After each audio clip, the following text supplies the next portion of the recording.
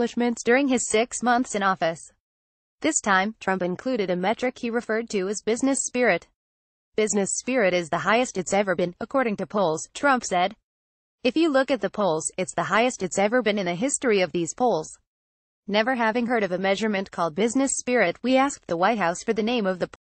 The Business Roundtable, a group of corporate CEOs, has released a CEO Economic Outlook survey on a quarterly basis since the fourth quarter of 2002. The survey is designed to provide a picture of the future direction of the U.S. economy by asking CEOs to report their company's sales expectations and plans for CapEx spending and hiring in the next 6 months, according to the group. Here's the historical data. The index current level is reasonably high at 93.9. But the survey has shown a higher rating until the index is relatively high at the moment. It was higher for periods in 2004 and 2005. It has also fallen since Trump took office. It peaked at 105.9 in January 2017, right as Trump was taking office, and has fallen consistently. The survey data, the group said, indicates that economic growth in the first half of this year will be about the same as we have experienced for the past 3 or 4 years, no real progress. There isn't much euphoria in the outlook for the second half of the year. The Institute for Supply Management surveys purchasing executives at some 300 companies on a monthly basis. The number for June was 57.8, which was up 2.9 points since May.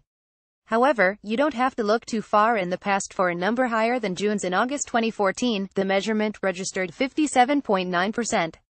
YPO is an organization of 24,000 CEOs that publishes studies of business confidence around the world. Here is the data for its survey of the United States since 2009. This is probably the strongest piece of evidence for Trump's assertion, as the current level is essentially the highest the survey has found since 2009. However, today's level is not unprecedented. It hit essentially the same level 3 times under President Barack Obama. These 4 surveys all broadly fit the category of business surveys. Taking a look, they describe how ordinary Americans feel about the economy. The Conference Board Consumer Confidence Index is probably the most widely tracked study of consumer confidence, published either monthly or quarterly since 1967.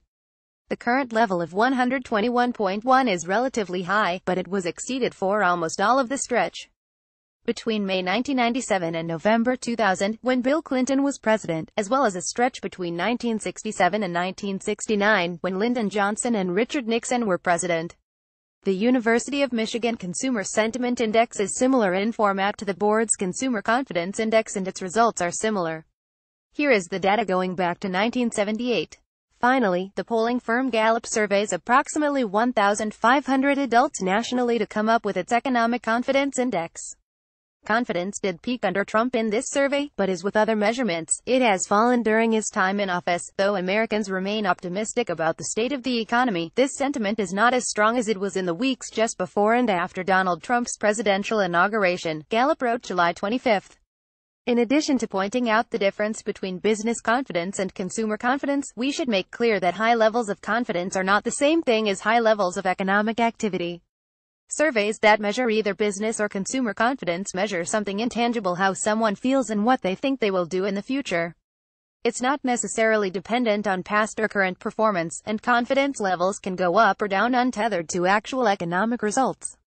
Trump said, "Business spirit is the highest it's ever been, according to polls." Current levels of business confidence, as measured by regular surveys of executives, are relatively high at the moment, but they are not the highest ever, and in several that are taken on a monthly basis, they have fallen since Trump took office. The statement is a significant exaggeration, so we rate it mostly false.